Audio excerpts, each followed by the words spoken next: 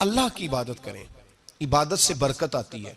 हजरत अबू इदरीस खौलानी रहमतुल्लाह अलैह हजरत मुआज बिन जबल के शागिर्द थे, ताबी बुजुर्ग थे। फरमाते हैं कि मैं जब से हजरत मुआज बिन जबल की सोबत में बैठा ना, तो बुरे कारोबारों से मेरी तबीयत तो चाट हो गई।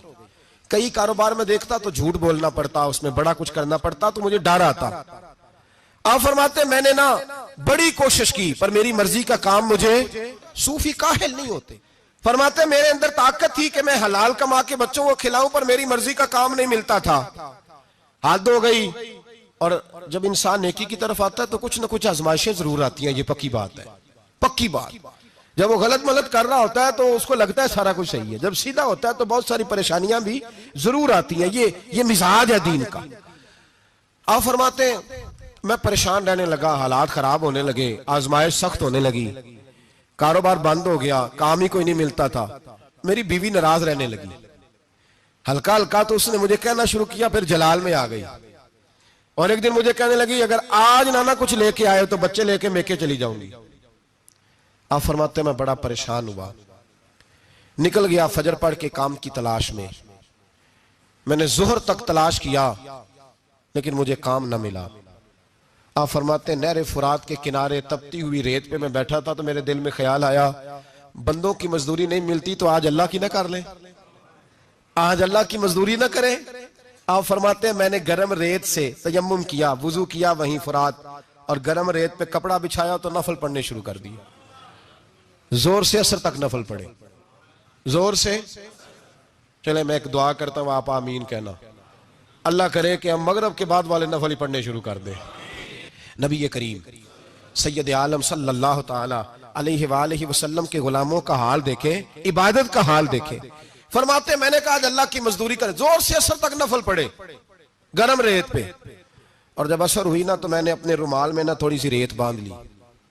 घर की दीवारें छोटी छोटी थी, मैंने कहा बीवी ने देखा ना खाली हाथ आया है तो अंदर से शोर करेगी, हम साहिब भी सुनेंगे, तो चलो जब देखेगी ना रुमाल में कुछ है हौसला करेगी, जब अंदर जाऊंगा तो समझा लूंगा। आप मुस्कुरा रहे हैं ना हल्का हल्का, इसका मतलब है इन बातों में काफी सदाकत है। पुराने बुजुर्ग कर गए तो इसका मतलब ये है कि इनमें बहरहाल काफी हद तक सदाकत है, ये शोर होते रहते। कहते मैंने वो कहा कि चलो दूर से देखेगी तो घर जाके समझा लूंगा। आप फरमाते पहले मेरी बीवी दरवाजे पे बैठी रहती थी, बच्चे बैठे रहते थे, मुंतजिर होते थे कि कुछ लेके आए, घर में फाका होता। आज मैं गया तो शोर ही कोई नहीं, कोई शय नजर ना आई। वो रेत से भरा हुआ मेरा पल्लू मैंने दरवाजे के साथ रखा, अंदर चला गया। बीवी को आवाज दी कहां हो, कहने लगी मुंह हाथ धो लो, मैं रोटी लेके आई। हाथ धो गई, रोटी किधर से आई? इस घर में तो फाके थे, खाना किधर से आया? कहते रोटी लाई, सलाद भी लाई, दूध भी लाई, उस जमाने में जो नेमतें थी फल भी लाई, सारा आ गया। मैंने घूर के देखा, मैंने कहा किधर से आया ये सारा कुछ, कहां है बच्चे?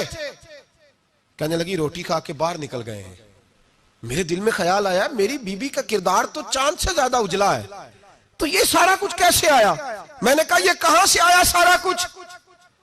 तो कहती है मेरी तरफ देख के कहने लगी पता नहीं आज किस करीम की मजदूरी करने चले गए थे, पता नहीं किस करीम की मजदूरी पे चले गए थे। जोर हुई है तो उसने अनाज की बोरियां भेजी हैं, चावल भेजे हैं, फल भेजे हैं, इतना कुछ भेजा है कि मेरे घर में रखने को जगह ही कोई नहीं। ये कहते कहते उठी और कहने लगी पहले ही बड़ा आया था, अब और क्या लाए हो? आप फरमाते मैं सख्ते में था, उसने जाके मेरा रुमाल जो खोला, मैं रेत लाया था, रब करीम ने हीरे बना दिए, वो हीरे बन गए। आप फरमाते कहने लगी किस करीम की मजदूरी पे गए थे? फरमाते मैं उठा और कच्ची जमीन पे सर सजदे में रखा। मैंने कहा मालिक मैं सारी जिंदगी दुनिया राजी करता रहा, लोगों के दरवाजों पे खड़ा रहा, ताल्लुकात बनाकर थोड़ी सी रोजी के लिए जद्दोजहद करता रहा, धुतकारा गया, सताया गया। मौला मैं तो तेरे दरवाजे पे आज आया हूं, पूरी दिहाड़ी भी नहीं लगाई, जोर से सर ड्यूटी की है, अल्लाह तेरी थोड़ी मजदूरी का इतना अजर मिलता है, खुदाया तो इतना नवाजता है।